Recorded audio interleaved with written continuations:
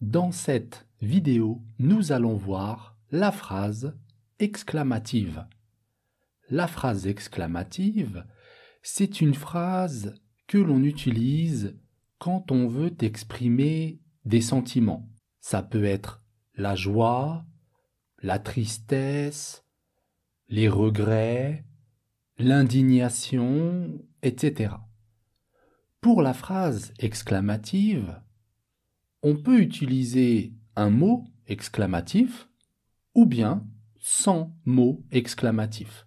Souvent, dans la phrase exclamative, il n'y a pas de verbe. Alors, dans cette leçon, nous allons voir différentes structures de phrases pour former une phrase exclamative. La phrase exclamative est très importante en français. On l'utilise assez souvent et c'est pour cette raison qu'il est important de la maîtriser. Alors, dans cette vidéo, nous allons voir différentes structures de phrases. Alors, on commence la phrase exclamative avec quel, avec l'adjectif quel. Quel, on va le mettre avec un nom. Par exemple, quelle maison magnifique! Quelle maison magnifique! Quel beau paysage! Vous voyez qu'ici, avec quel, j'utilise un nom. On a également l'adverbe que, Q-U-E. Avec l'adverbe que, on va utiliser un verbe. Par exemple, avec ce costume, que tu es élégant. Que tu es élégant. Et ici, souvent, à l'oral, on utilise qu'est-ce que, langage familier. Au lieu de dire que tu es élégant dans ce costume, donc élégant, ça veut dire tu es beau, tu as de l'allure, que tu es élégant avec ce costume, je peux dire qu'est-ce que tu es élégant dans ce costume. Et ici, avec qu'est-ce que, c'est le langage familier. On a aussi comme. Par exemple, je croise un enfant, ça fait longtemps que je ne l'ai pas vu, et je peux dire mon enfant, comme tu as grandi. Comme tu as grandi. Ici, j'exprime une surprise.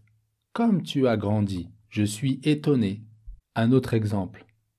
Comme ce serait bien de partir en vacances. Comme ce serait bien de partir en vacances.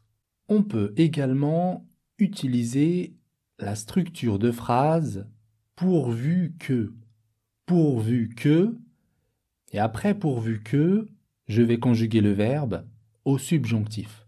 Pourvu que, oui, quand on dit pourvu que, on exprime une peur.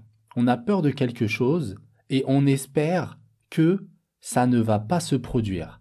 Par exemple, j'ai un rendez-vous, je prends ma voiture, mais il y a beaucoup de monde sur la route. Et là, je peux dire pourvu que je n'arrive pas en retard. Pourvu que je n'arrive pas en retard. Ou bien avec le verbe être, pourvu que je ne sois pas en retard. Pourvu que je ne sois pas, ici, on a le verbe être au subjonctif. Donc quand je dis pourvu que je ne sois pas en retard, ici, j'ai peur d'être en retard. On peut également exprimer une phrase exclamative avec si plus l'imparfait, ou bien si plus le plus que parfait. Par exemple, si j'avais préparé mon dossier, la réunion se serait bien passée. Si j'avais préparé mon dossier. Je peux dire ah, si j'avais bien préparé mon dossier. Vous voyez, ici, on exprime des regrets. Si j'avais bien préparé mon dossier. Et on peut ajouter l'adverbe seulement pour renforcer encore les regrets. Je peux dire « si seulement j'avais préparé mon dossier ». Si seulement j'avais préparé mon dossier.